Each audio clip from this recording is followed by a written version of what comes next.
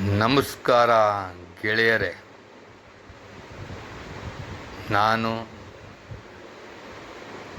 ನಿಮ್ಮ ಗೆಳೆಯನಾದ ಸತೀಶ್ ಶಿವಪುರ. ಈ ಸಂಚಿಕೆಯಲ್ಲಿ ನಾನು ಏನು ಹೇಳಲು ಬಯಸುವೆ ಎಂದರೆ,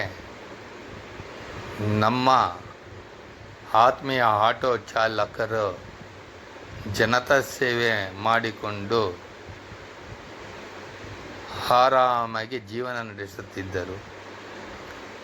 ಯುದ್ಧದ ಕಾರಣ ಗ್ಯಾಸ್ ದರ ಹೆಚ್ಚಾಗಿ ₹105 ಕೊಟ್ಟು ಗ್ಯಾಸ್ ದರವನ್ನು ತುಂಬಿಸಿಕೊಳ್ಳುವ ಕಷ್ಟಪಡುತ್ತಿರುವ ದೃಶ್ಯವನ್ನು ನೋಡಿ ಹಾಗೂ 1 ಕಿಲೋಮೀಟರ್ ನಿಂತ್ಕೋಬೇಕು.